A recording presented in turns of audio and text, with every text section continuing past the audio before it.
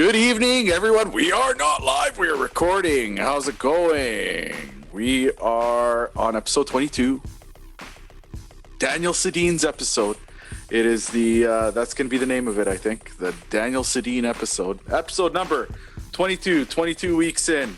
We have a lot to go over today. We've, man, what a world. What a beautiful time to be a sports fan. Here we go. We have the Euro Cup. We got the NHL playoffs. We got basketball. We got the Copa America. We're not going to get into all of it, but just what a time. What a time to be talking sports. We got the NBA finals. It's the Stanley Cup final and the NBA finals. Lots to go over. Lots to get into. We also have a sad piece of news coming out of Columbus. We'll get into that. Really, really sad. And of course, we've got UFC Fight Night, which is always a hot topic. But you know, the weather has been hot, and it's still a little hot. And what better to kill the heat than have a nice beer? And right now, we've got tonight's beer of choice is going to be the Torchlight Brewing Co. out of Nelson, BC, the Mountain King Golden Stout. And what a golden can it is. And let's get this thing cracked. Oh, yeah. And let's have a taste. Ty, you're a stout guy. What do you think, buddy?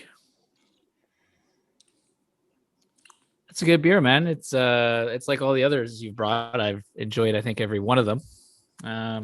But this is good. This one tastes a little bit more coffee, I think, right? Well, it says it says coffee co. Okay, well, yeah.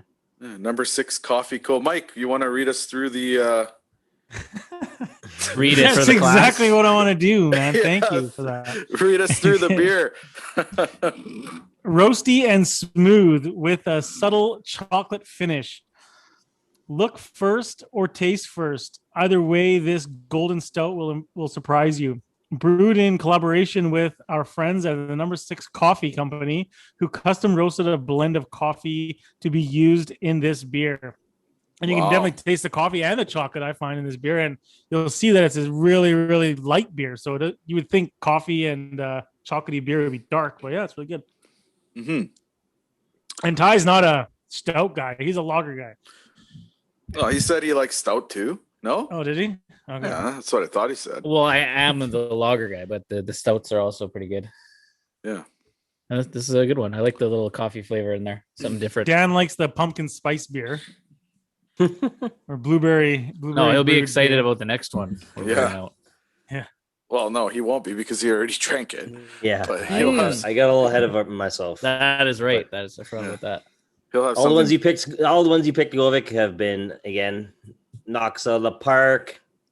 Yeah, this one's Keep out going. of the Kootenays, so they use Kootenay Glacier water for this. This is the out of Nelson. So, you know, love the local BC taste. This is a really good one. Yeah. Yeah, so there's got to be just roasting in Nelson right now with this heat wave going through, and hopefully they're steering clear of all these wildfires. Yeah, they had some scares there. I was talking to a guy from there a couple days ago, yesterday, as a matter of fact, and yeah, they're steering clear of it. It was a little bit of a scare, and then it kind of went away. So good for them. But Castlegar they were evacuating portions of Castlegar, but that's over now too. So everybody's safe. Damn, and obviously, our thoughts and prayers are with the city of Lytton, which completely burned to the ground last week. Lytton, Yeah. BC, up the Highway 1. That's super sad news. Yeah, it was very sad. I know. How many times have you been to Lytton, Mike? I've never stopped in Lytton, but I've driven through. Lytton, yeah. hundreds of times because I've Yeah. driven truck before. And yeah, man, it's really sad. And apparently that's the hottest spot in BC, like collectively over the years or whatever. Lytton's always been like number 1, I guess, if you average out the temperatures and stuff. But it's the first time I've ever heard of it burning like that. Like, that's crazy. Yeah, it was crazy. So it shattered the record for the hottest day in Canada ever was in Saskatchewan somewhere. It was 43.9 degrees, and this last heat wave, Lytton shattered that by 3 degrees, I believe. So, yeah, BC's hot spot, and unfortunately, it got a little too hot. So, our thoughts and prayers with everybody there, like you said, and Italy. Wow, looking good, looking sharp, and even today, Italy looking sharp. A little bit of a scare with Italy and the penalty shootouts, but hey, it's funny. As soon as Italy scored the first goal, the text messages were flying. Boom, this, that, blah, blah, blah. Everybody's yapping. We're winning, blah, blah, blah. All the Italians in the group chat. As soon as Spain tied it up, crickets, nothing, nothing. And then when it went to penalty shootouts, nothing until they knew they were going to win. Until Donnarumma made the save, and then all of a sudden it's like, blah, blah, blah again. It's pretty funny how that works. And people coming out of the woodwork too, like people that don't usually comment on that kind of stuff in the group chat, just getting into it. It's just like, wow, you guys really come out of the woodwork when you make it to the finals. I heard other people saying, I'm not even going to follow it this year. And now that they're in the finals, they're the biggest fans again. Kappa kits are out, all that good stuff. But yeah, no, you know what? They do look like a good team. I'm not an Italian fan. I've said it on the show before. I'm not a fan of the Italian team, but I am a fan of this team. This team, they look good. I gotta say, top to bottom, they look good. They are missing their buddy there with the Achilles injury. Can't remember his name. I apologize, but he's a big piece on that team.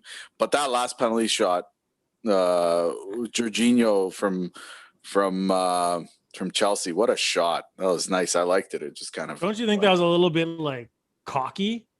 A little cute, like it was. That's cheeky. crazy on that stage to be making a shot like that. Well, I think even on both sides, never mind the last shot for Italy, but the last 4 penalties on both sides, Spain and Italy, like you're saying, cheeky. Oh, I was watching. They were great shots, like perfect in the corner. Goalie went the wrong way, but whoa, you're definitely flirting when you're in the penalty shot semifinal Euro Cup and. That one Spain guy, he did like a little stop and then went the other way. Oh, that reminds me of the little tiny chip right in the center. You just pick a corner, make it look like you're going to the corner, and then just flop it and it bounces right in the middle. That type of shot is what those last 3-4 penalty shots. Yeah, I love doing that in FIFA. Yeah. Best. Sedin used to do that the best. He would hammer it in off the crossbar right down the center. It was beautiful. That's that side of the tree. Italy is in the final. Tomorrow is the deciding factor between England and Denmark.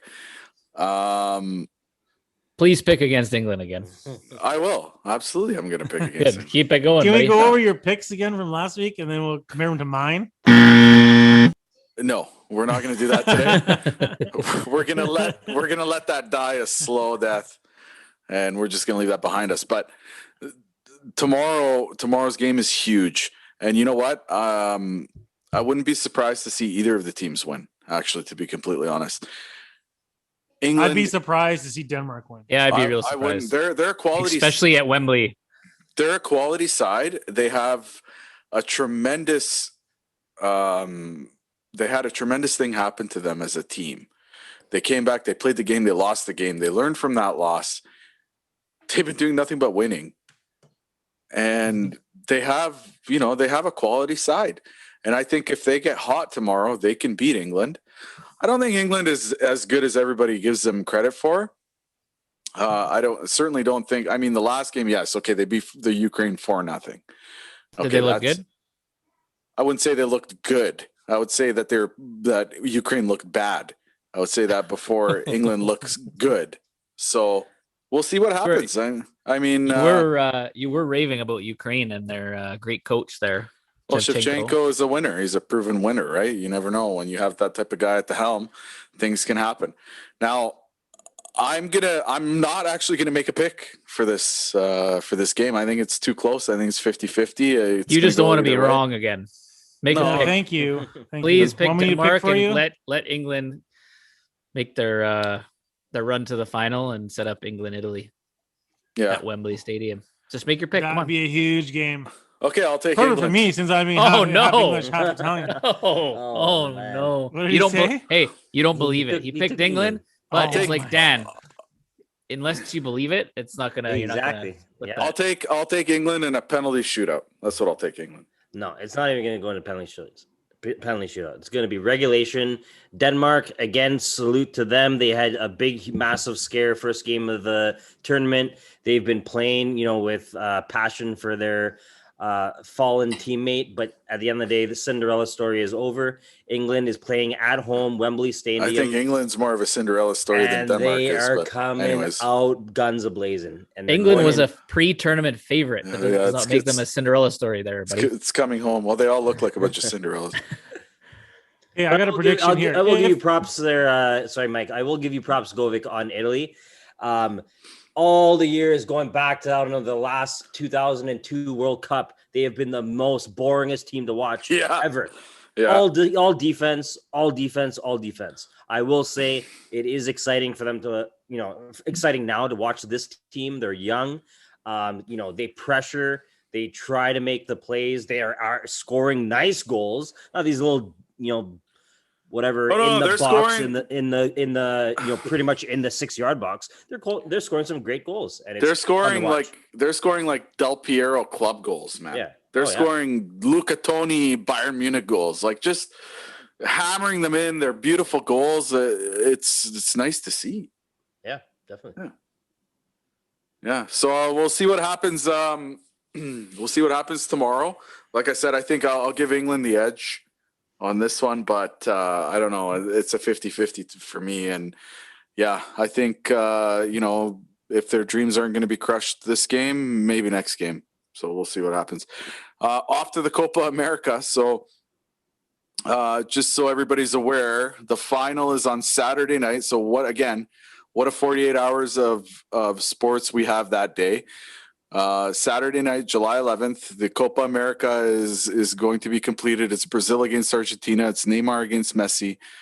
What an amazing tournament and an amazing final that's going to be as well. I can't wait to watch that.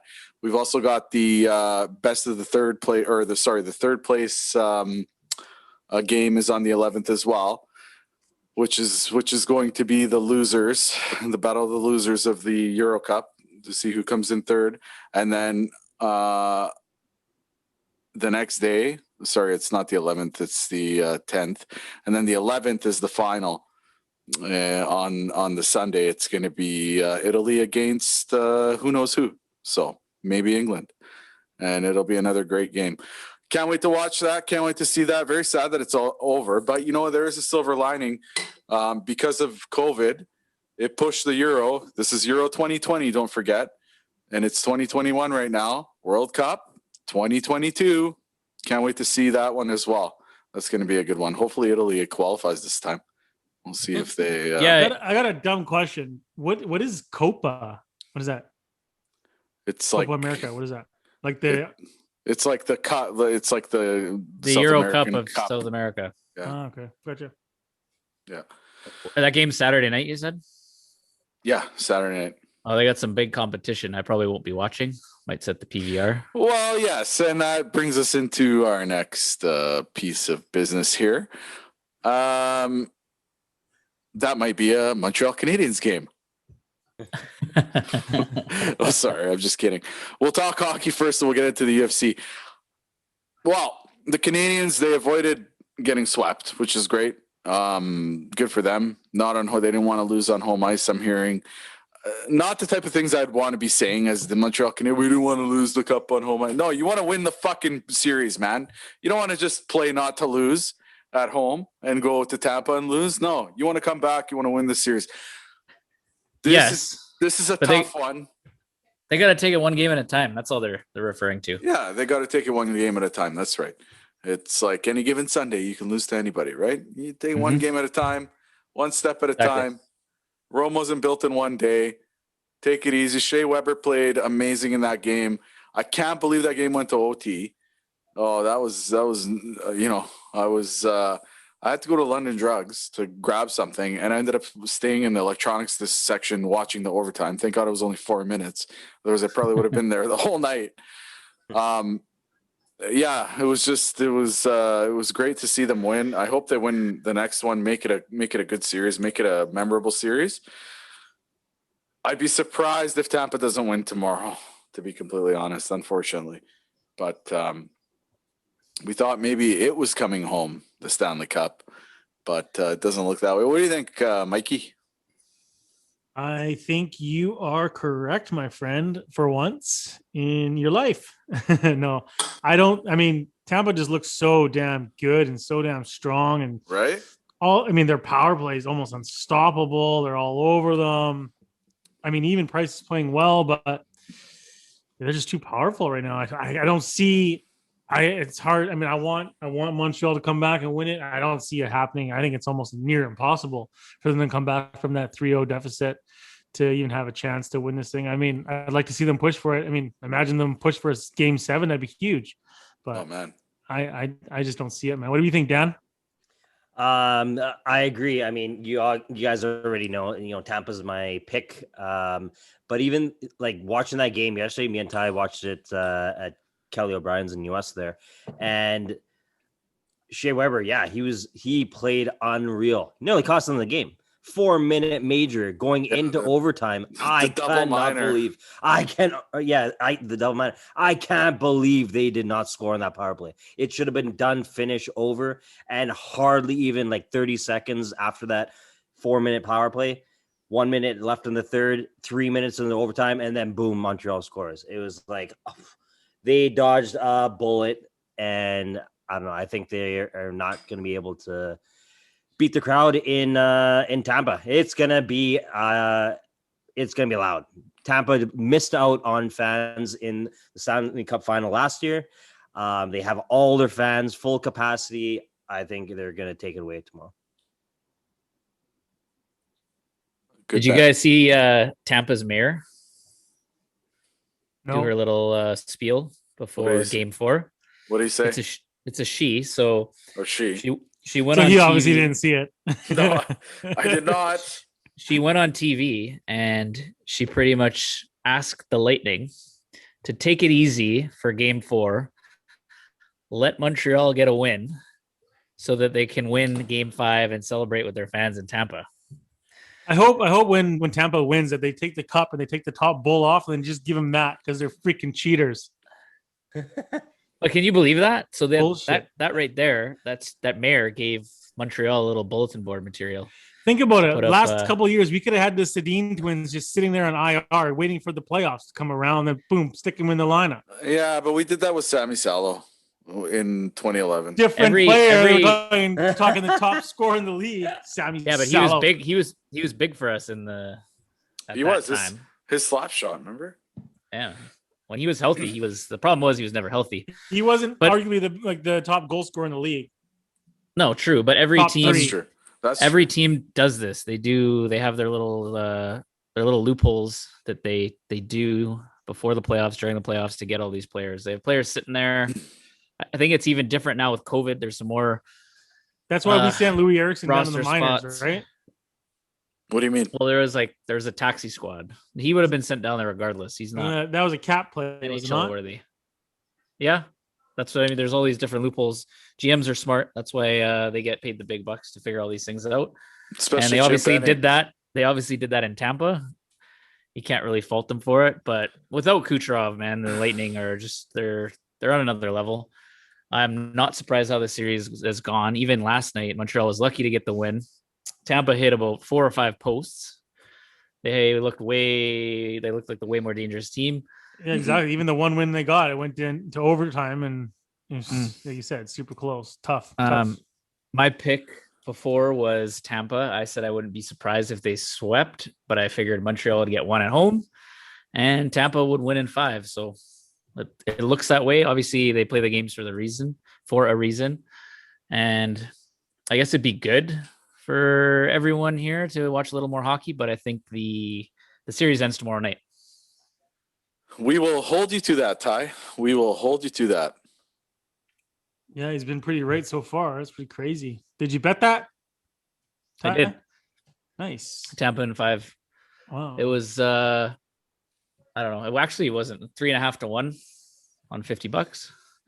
pretty good. It's better than betting Tampa to win it, because that would have been Exactly. like -200, right? Exactly. But obviously, if Montreal wins tomorrow, then that bet's out the window. But yeah, they got a good shot. So we'll see what happens tomorrow night. Okay, back to the NHL. Some sad happened this week. 4th of July celebration. Ty will get into it. But the goalie from Columbus, and I'm going to butcher this, unfortunately. But his name is Matthias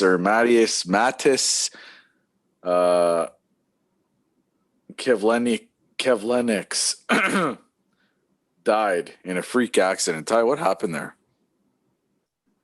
Yeah, so I woke up Monday morning really early, scrolled Twitter like I always do, and there's all these posts blowing up about this Columbus goalie. So I looked into it a little bit, and apparently he was celebrating July 4th at the home of Columbus's goalie coach, Manny Legacy, former NHL goalie. And they were doing a big party, obviously fireworks. I guess they had some real powerful fireworks. So I guess a firework was going off and tipped over, and one of the mortar shells hit him in the chest while he was sitting in a hot tub somewhere on the property.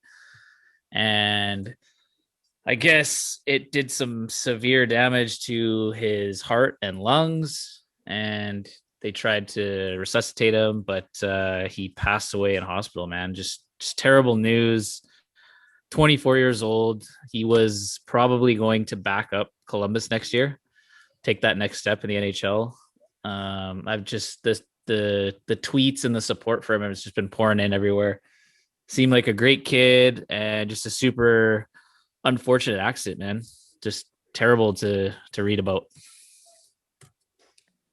Yeah, it's awful.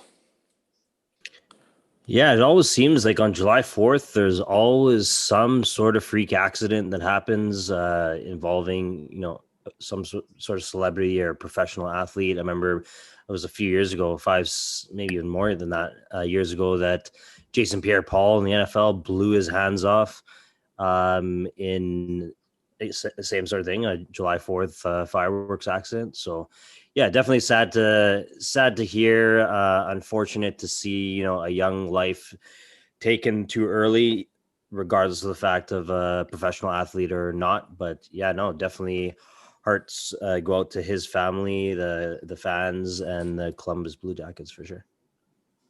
Absolutely, man. 24 years old is super sad. And, and Ty said, I got the news from Ty, and when I heard about that, I could not believe it. And it's just really unfortunate. And yeah, those fireworks, like you said, Dan, is becoming more and more dangerous. People, young people, and not even just celebrities, just people in general. I'm sure that there's a lot more accidents out there we don't hear about because the people aren't celebrities. But yeah, they're dangerous, and they should be. I don't know if it was an accident or whatever happened, what the details are, but yeah, they should be definitely taken seriously and be careful when 100%, man. Total accident though. Like the guy wasn't even around them or setting them off. He's sitting in the hot tub. Like, just makes it even more tragic. Obviously, like Dan said, any young life, but just the circumstances and the freak nature of the accident just is like, as you shaking your head, he was sitting in the hot tub. And what happened?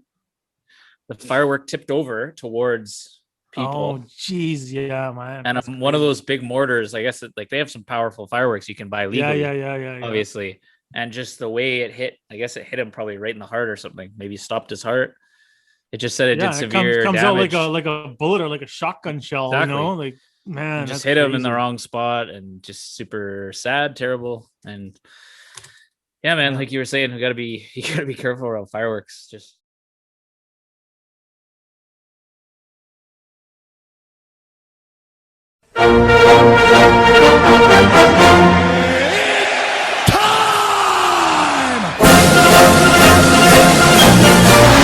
Slayed the dragon!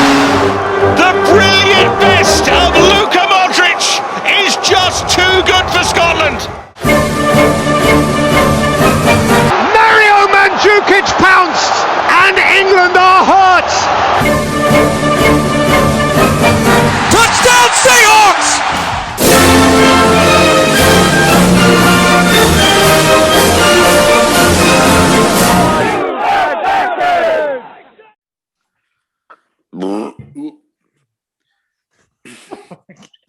You puke again?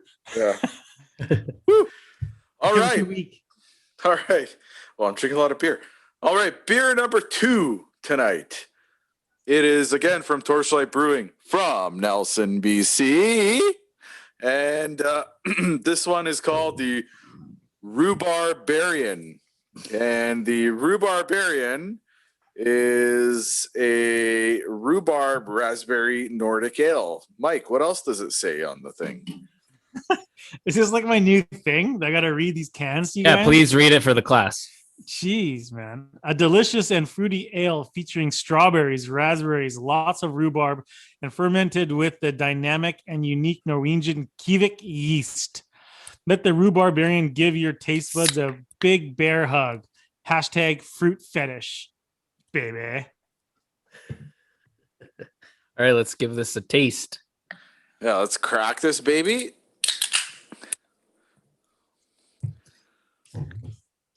Well, that's good. No wonder Dan drank it early.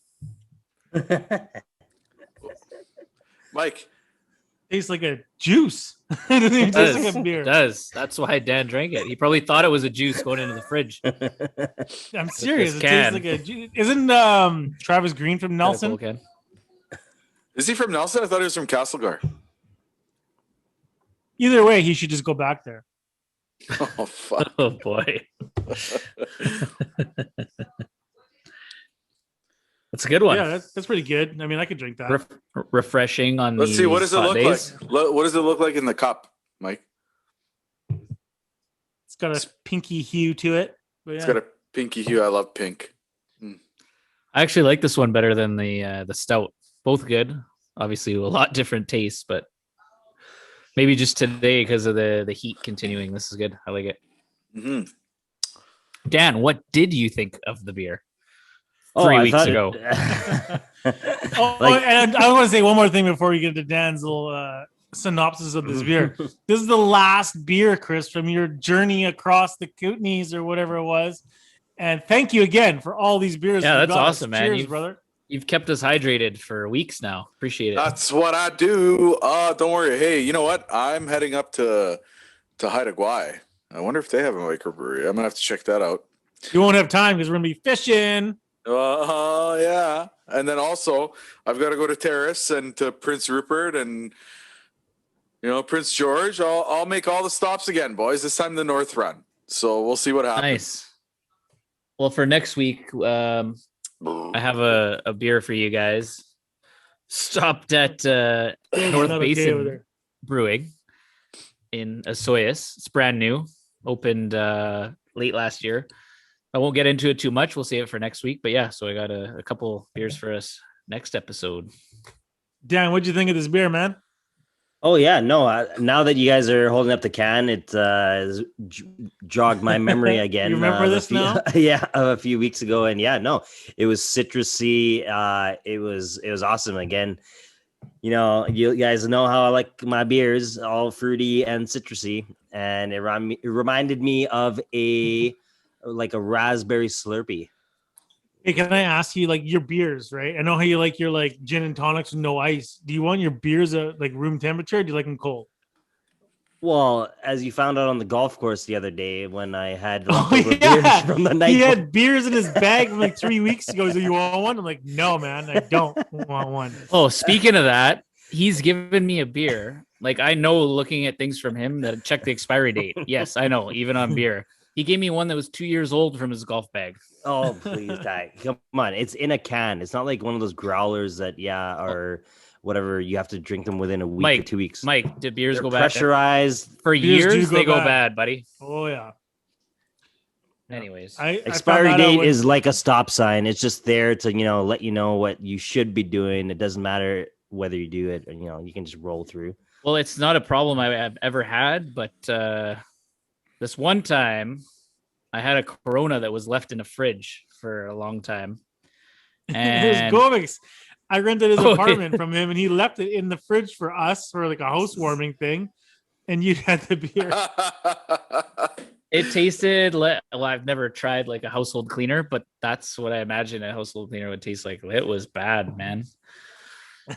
Here, have a Clorox, bro.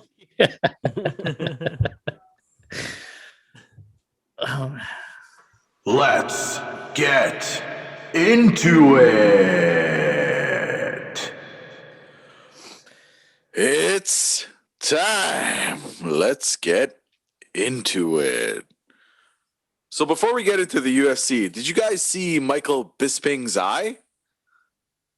Dude, I did. that's some crazy shit right there, man. I What can't is believe going that. on there? Yeah, well, Ty, I think you were the one that found it. You sent it to us in Yeah. the group. Michael Bisping was on another podcast with Stevie O from Steve-O, yeah. Steve O from what's Did it you just call him Stevie? Oh. Steve O, Stevie O, whatever. From Jackass. From Jackass. Yeah, anyways. So yeah, well, Ty, you know, you found it. You explain what all happened, what you saw.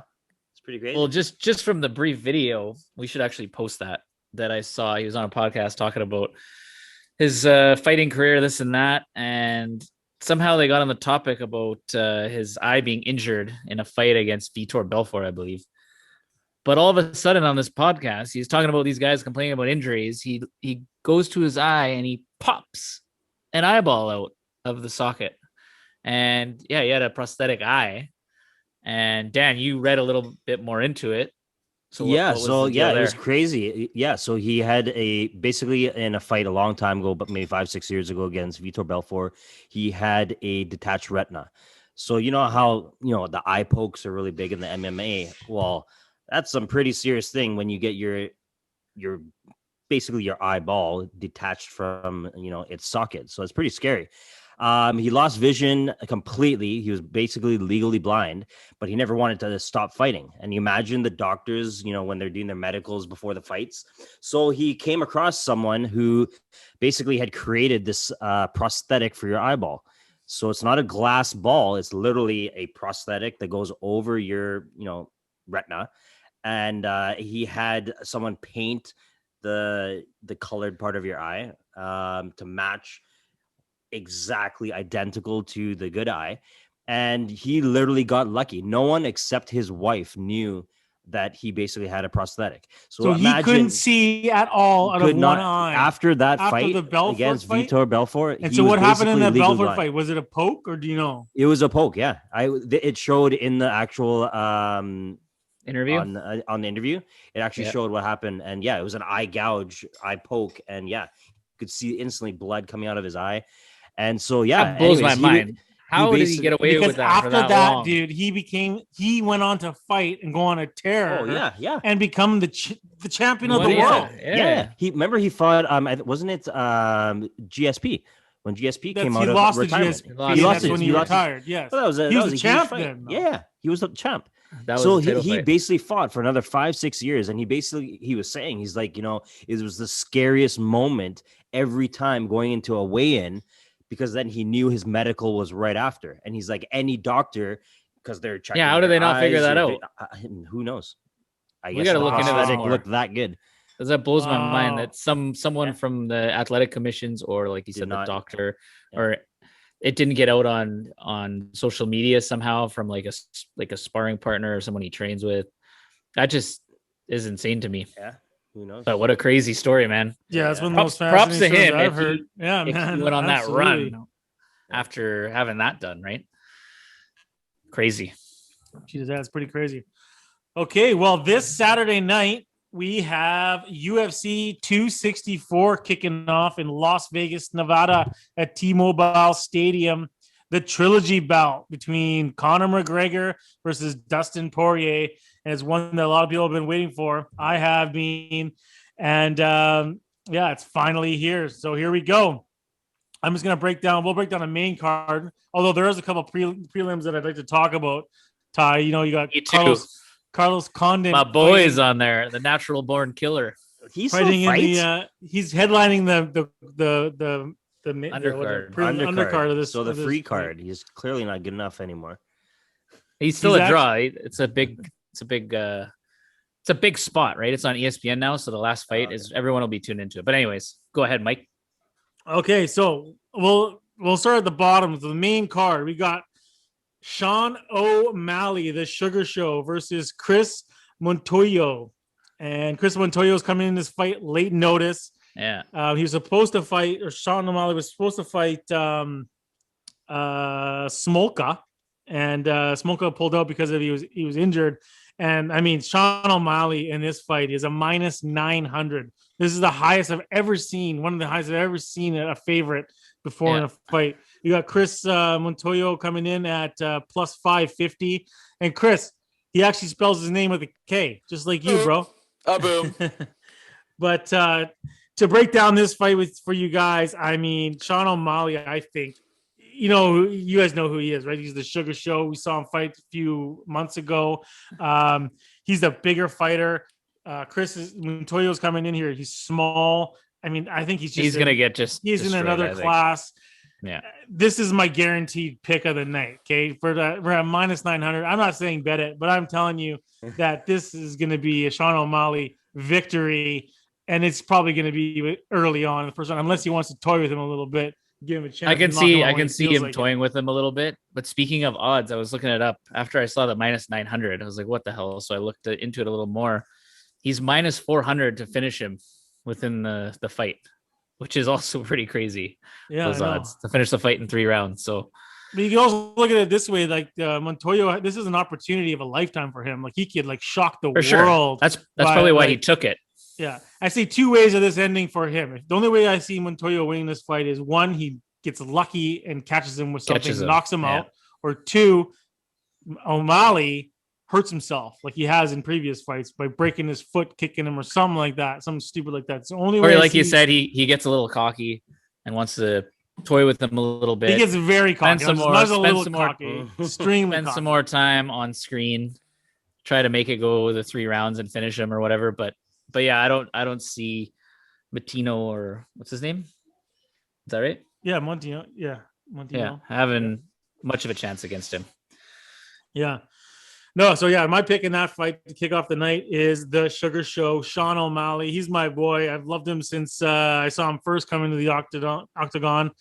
I don't see him losing. I don't agree with his matchup for him. I remember we talked last time after his fight. We wanted to see him fight a top 10 or top 5, like a contender, see where he's actually at. And this is not it. O'Malley's still not even officially ranked, so it's hard to even show where he's at. They're putting him on this main card with McGregor to sort of get those views. I think you know what I mean, to get the makes sense. Yeah, get some more eyeballs on him. Yeah, so we'll see what happens. Build the brand. Yeah. And so the next fight of the night, we have a women's bantamweight bout, and I believe that the winner of this fight will get a title shot against Nunez. It's Irene Aldana versus Yana Kutikaya. And I don't know how to say her name, but we'll call her Yana, okay? Yana coming in, probably the better grappler, maybe the better all-rounded fighter. These guys are real close. Aldana, she's a Mexican boxer. She comes in at a little bit of a favorite, a minus 120. Yana is a plus 115. Aldana, she's fought her last fight. She fought Holly Holmes. She's fought some tougher opponents, but Holly Holmes dominated her, took her down, slammed her around. Not really Holly Holmes like, Holly Holmes is a striker, and with the legs, but she took her down, she beat her up, and so obviously the game plan for this fight for Yana is she's got to be able to get her down. She's got to grapple with her. I do believe that Aldana has better striking, and I've been seeing a lot of Mexican fighters prevailing lately. I'm going with Aldana in this fight at minus 120. I think she's going to be able to pull it off, and her striking is going to be the difference. Yeah, I like that. I'm going with your pick there. I don't know a ton about both of those fighters. Looking forward to watching this card though, seeing what they can do. Yeah, absolutely. The next fight we got on the card is the heavyweights. We got Tai Tuivasa versus Greg Hardy, the ex-NFLer. And these guys are both come in around, they have 10 professional fights each. It's almost a coin flip. We got Tuivasa coming in at minus 140, Hardy at plus 115. I think when the line first came out, they were both a minus 110. Yeah, these are big guys going at it. Now, Tuivasa is probably the more well-rounded fighter. He can grapple. He's got probably more experience than a little bit more. I was just going to say that Hardy. Quite a bit more, I think. Overall, they're both. Yeah. Greg Hardy in terms of training and everything, they still, like you said, have similar amount of fights, but I think he's been training MMA a lot longer than Hardy.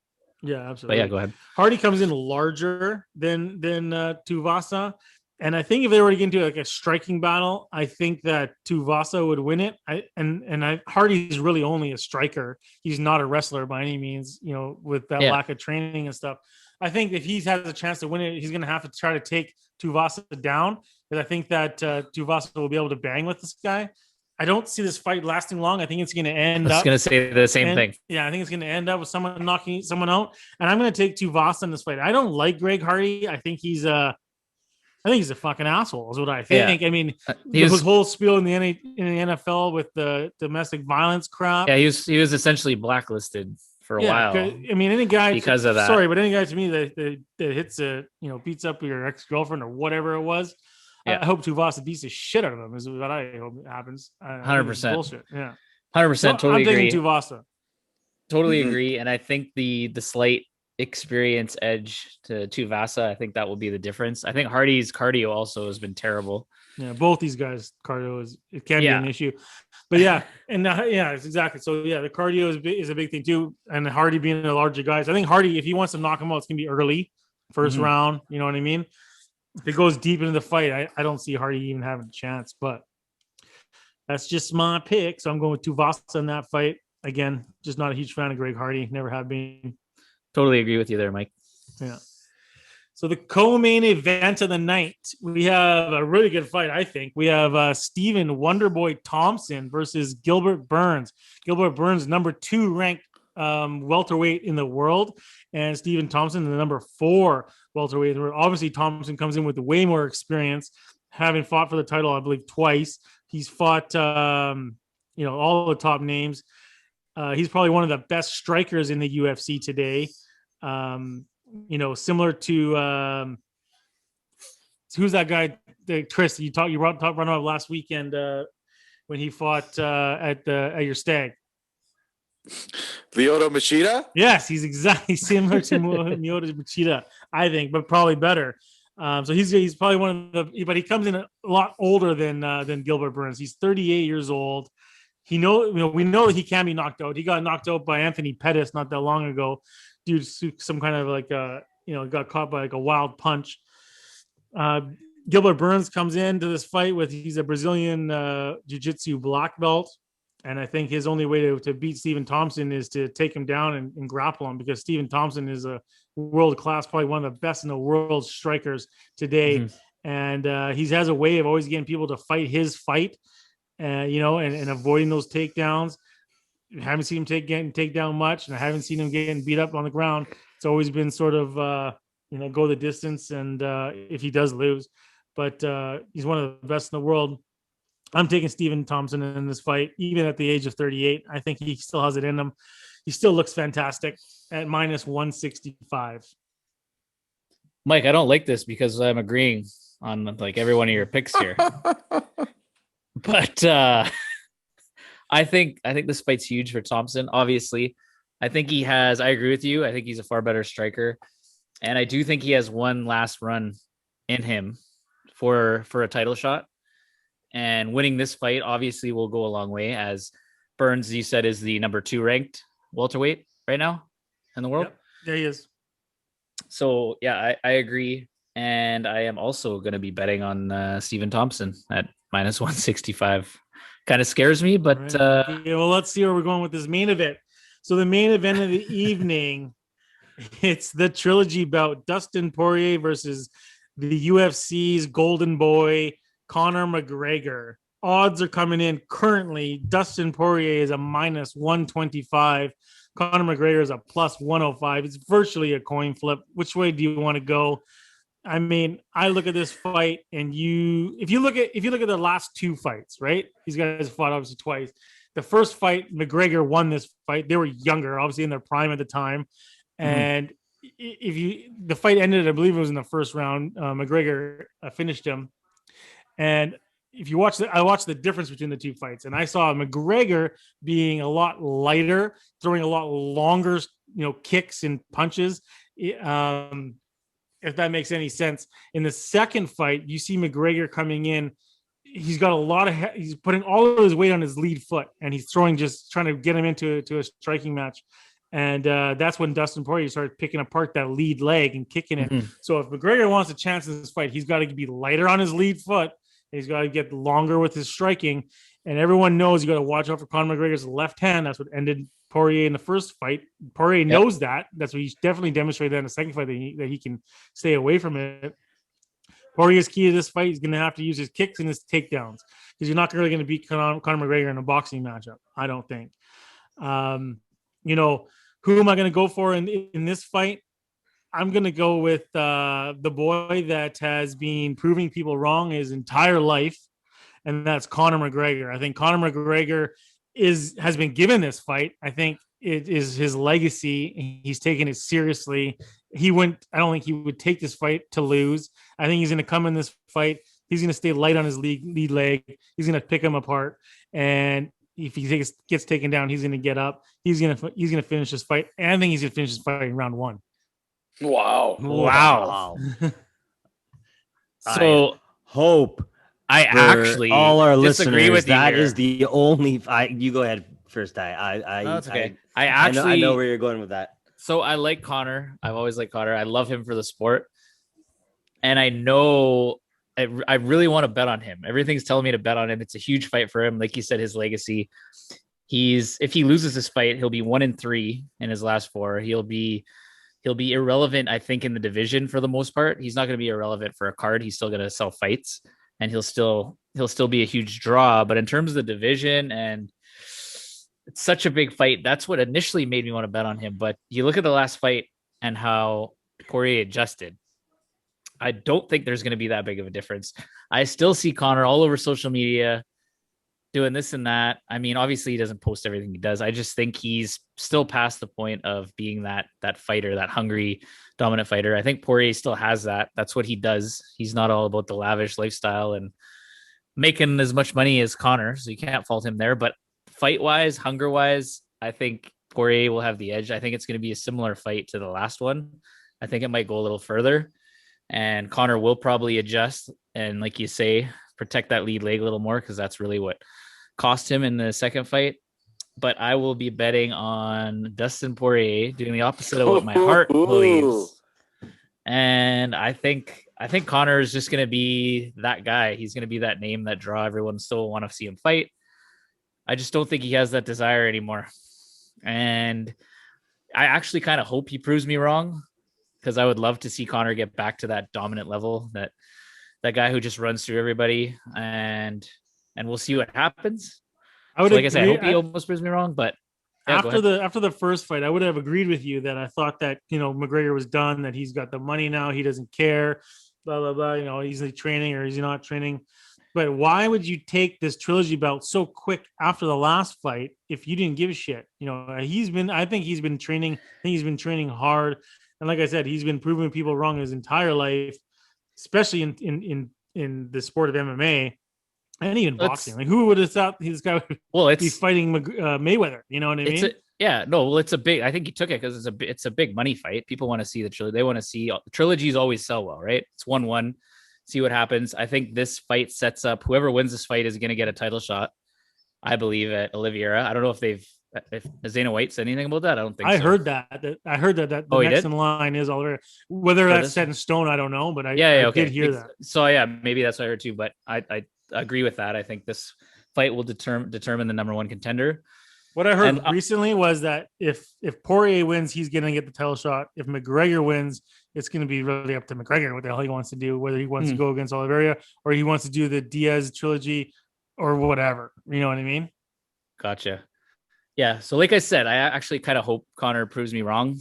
Maybe I'm calling him out here because I'd like to see him get back to that. But what do you think, Dan? Mike and Ty, you both made very valid points. I'm going to more side with my buddy Ty in terms of, I think Conor McGregor is what Dana White has been basically preaching to everyone else in the MMA. Make your brand, make your name. And that's what he's done.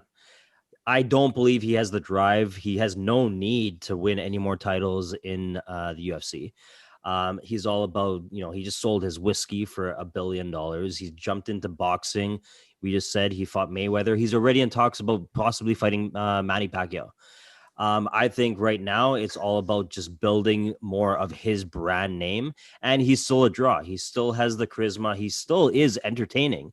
But I think as an MMA fan, to see what Conor McGregor was like maybe 2-3 years ago, going in and knocking out like the big names in 2 different weight classes, then I think he just got to his head, and he branched out outside of MMA. But as the old saying goes, you can take the dog out of the fight, but you can't take the fight out of the dog. And I think as of right now, his passion deep down inside has always been MMA, because that's what he started. He started from the ground up. But for a betting perspective, I mean, I really hope that he's not just, in there just for, now guys like McGregor have pay-per-view buys. Like most of their pay is based on the pay-per-views, and he can still be a massive draw. I turn it towards, Anderson Silva when he was in his prime. Remember how exciting it was to watch Anderson Silva? And then eventually he got knocked out a couple of times, and it was like, hey, whatever. Every time he stepped on the ring, he got knocked out. So I really hope that McGregor comes to fight again, like Ty was saying on his social media. He's taking this fight seriously. But again, I mean, we saw about back with Khabib, throwing things through the bus and, hyping up the fight. And then at the end of it, he threatens to retire. So maybe he's got to get back to that mentality. He definitely has me hooked, though, because we're going to be watching it. So I guess at the end of the day, he's doing his job. We're all going to be watching the fight on Saturday night. But again, for a true MMA fan, I really hope that he comes for the right reasons, and he puts on a good show, and I hope he wins. I won't be putting my money on him, though. Hey, Mike, how excited are you to see Carlos Condit on this card? Oh, God. I'm really excited to see that he's a major underdog, and I hope he gets his ass kicked, and we don't have to see this guy anymore. I just so everyone knows, I'm not a fan of Carlos Condit. I find that he, like, especially when he fought like Nick Diaz and in those fights, he just he kicks the leg and runs. He's not a true fighter in my mind. He's one of those snooze. He picks his spots. Dudes. He's very strategic. He's a banger, man. That guy has a bunch of knockouts. He's got some exciting fights. He fought a smart Diaz fight. We were at that fight, and that's why you're a little upset with him, because I think you bet on Diaz, obviously. Obviously, 2-9, bitch. But no, it's good to see him headlining the undercard. I'll definitely be watching that fight and see if he can bring some of that old school Condit back. Knock him out. Absolutely. Hey, Mike, whatever happened to Schick in the Euro Cup there? Well, he popped in another goal, and then they got eliminated. But so is he still thinking he's in the running to be the MVP? He could be. He's tied for most goals with Ronaldo, right? I believe. But I think Ronaldo gets the tiebreaker. Yeah, he does because of the assist. Ronaldo has 1 assist. Oh, fuck. I think Harry Kane's going to catch them both, though, after tomorrow. I don't think so. I don't think Harry Kane's even going to show up. I was going to say, in the Euro Cup, if Italy wins, the MVP is going to be the goalie. He had an amazing game today against Spain. The last half of the game, they were really bringing it on the Heat, and he stood on his head, man, going side to side. Yeah, Italy was in survival mode after that Spain tying goal. There's the MVP right there. If Italy wins, I love how the Italians all get ahead of themselves. Oh, Italy's gonna win. I said if they win. Take it easy. I don't even know his name. Is Donnarumma? Donnarumma. Dollarama. Dollarama, yeah, Dollarama.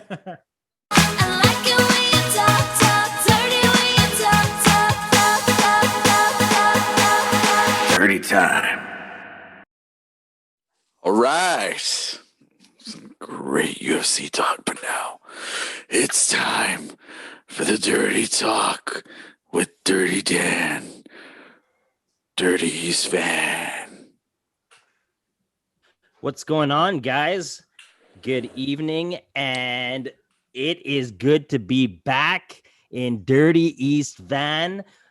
This is the Dirty Talk with Dan Nandez on the West Coast Sports Junkies. And for the first time on the Dirty Talk, it's time to get hard on the wood, the hardwood.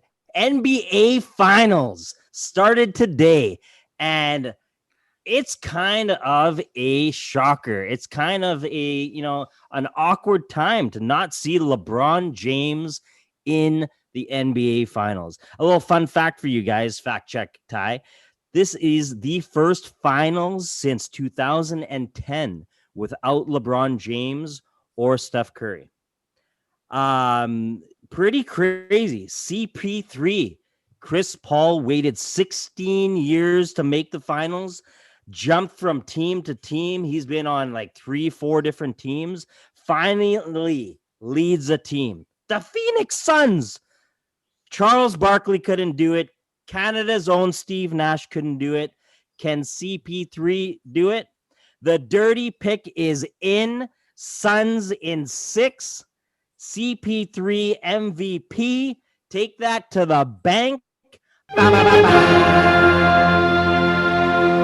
Let's stick on the hardwood floor, ladies and gentlemen.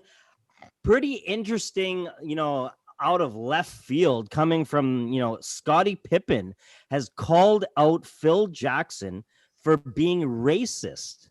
1995, a long time ago, it was a playoff game against the Knicks. And for anyone that watched The Last Dance on Netflix, the 6-episode special with Michael Jordan, I think we all watched that during COVID. Most of us binge watched it. But towards the end, one of the episodes really focused on Scottie Pippen, his big contract dispute, holdout with the Chicago Bulls. So it comes down to one game against the Knicks. The last 5 seconds, Phil Jackson draws up a play. He pulls Scottie Pippen to basically throw the ball in to Tony Kukoc. Tony Kukoc was a rookie that year. Pops up a 20-footer, drains it. The Bulls win. They go on, I think, to win that series. But years later, Scottie Pippen is calling out Phil Jackson. He pointed out a book that Phil Jackson wrote after his stint with the Lakers the first time. Questionable calls from Scottie Pippen. But he's basically throwing it out as if he was the top guy at that time. Jordan was hurt. You didn't give the ball to me, so it must be racist. Come on, man. That's it, ladies and gentlemen, for this week on the Dirty Talk with Dan Nandez. Great to have all these playoffs, all these sports. It's going to be a championship weekend. Lots of good things to talk about next week. Enjoy the weather. Stay dirty. Dirty time. Tony Kukoc, the Croatian sensation. I knew I had to throw that in for you there, Golik. I knew you were going to love that one.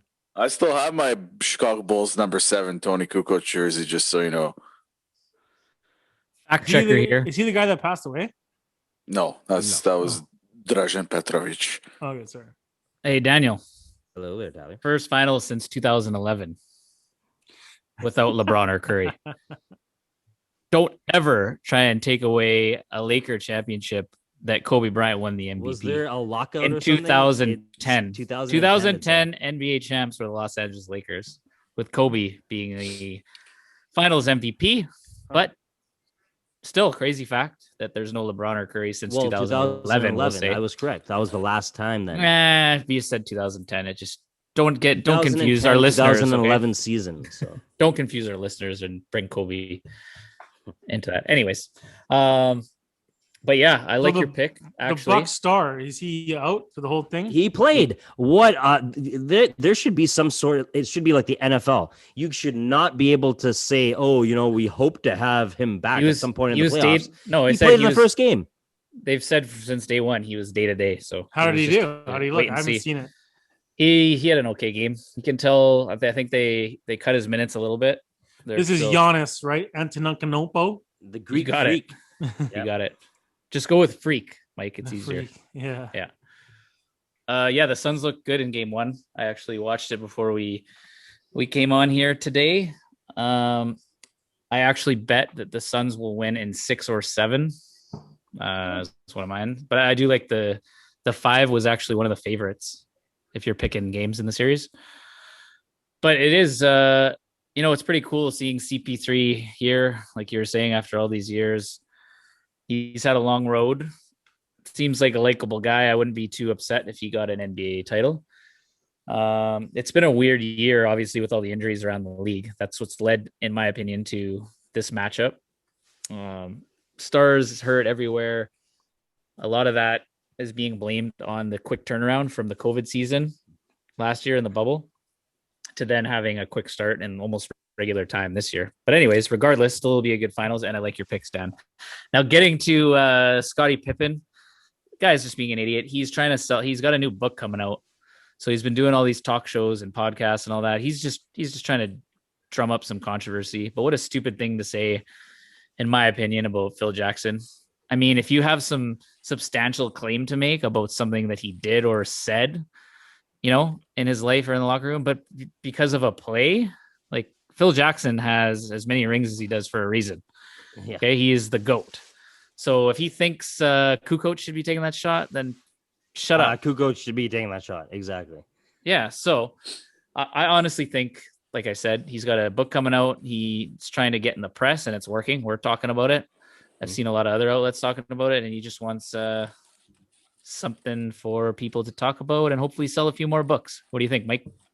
I completely agree with you guys. Talking about a guy here that's always been sort of overshadowed by Michael Jordan, especially, back in the day when he played for the Bulls and stuff like that. And to come out now and call his coach, Phil Jackson, who's black, a racist because how many times has Michael Jordan taken that shot? Who's a black? Do you know who Phil Jackson is there, Mike? Yeah, is he not black? What do you mean? Phil Jackson. Phil Jackson looks fucking black to me. He's from Montana. Yeah, he's okay. He's you don't get more whiter he's a tall, than Montana. tall white guy, man. Oh, really? Man, you killed me. Oh, you're killing me. Hey, Mike, get out your phone. Google Phil Jackson. No, I'm gonna show you guys. I know exactly who he is. What he looks like. Clearly, you don't. Are you thinking about like? Does he look black to you, Mike? Does he look Yes, black to you? Look. Does that look black to you? He looks black. Oh my god, that's the best. Oh wow! This was him when he coached the Bulls. Okay, maybe not. He's not. How about this one, Mike? Mike, look at my screen. How about this one? Okay. Oh, we gotta go back. We gotta run this back. Oh man. Oh, that was so good. I thought he was black. I wasn't laughing at first, and then I waited to see Govic's face before he started laughing, and then I lost it. Amazing. Oh, that's too good. That's oh golden. Man.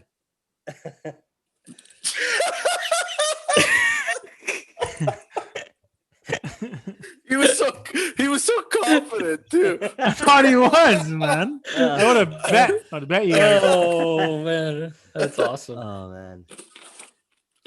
But yeah, you're right, Mike. Other than Phil Jackson's race, he shouldn't be calling him out. And like I said, unless he has something to substantiate that, like some real thing, not just based on a basketball play, a play in a game years ago that he's still bitter about. And you could tell watching that Last Dance documentary, he was still bitter about it. And it's just a way for him to drum up some controversy. Well, why does he care? They won the fucking championship. Like, he drained the fucking basket, man. Like Kris said, he's been overshadowed by Jordan forever. He's just a kind of I don't know. He seems really bitter. And I don't think he liked how he was portrayed in The Last Dance. Because Jordan so all that footage, Jordan started recording that, obviously, as you saw from watching it all throughout his career. But he was the one that decided what went in that and what didn't. He had full control of everything that was recorded. So if there's anything that was going to record him to look bad, for the most part, he wasn't going to put that in the documentary. There's probably footage of it out there, but he owns all the rights and has it all. So Pippen is a little bitter of how he was portrayed in it, I think. And yeah, same with the other things like the shot, Kukoc and all that. So yeah. So what I gotta say about that. What do you think, Kris? Kukoc did it. Kukoc always nailed the 3-pointers, man. Come on. Yeah, him and Steve Kerr, those two were like John Paxson. Yeah. The Bulls had a lot of those role players. Yep. And they, in times of, obviously Jordan hit a lot of huge shots, but there was a lot of other players that stepped up on those teams over the years. Yeah, that man. hit those big shots. Good stuff. All right. Well, that's our show for tonight. Hope you enjoyed it. Episode 22. Lots of talk, lots of controversy. Phil Jackson is not black. Sorry. Just got to throw that out there.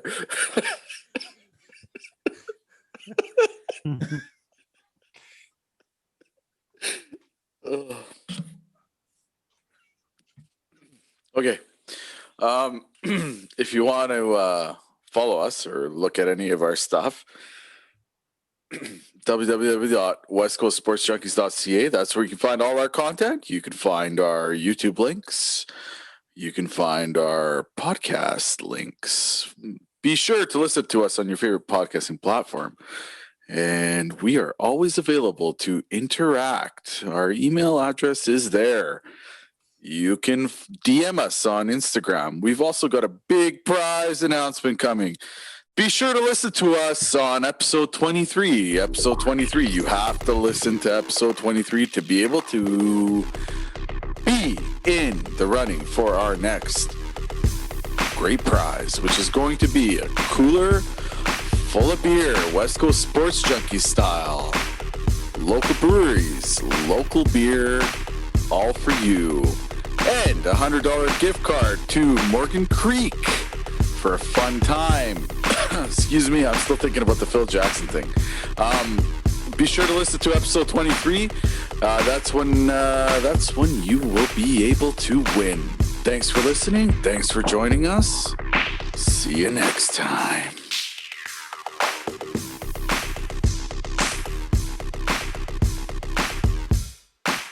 Goodbye.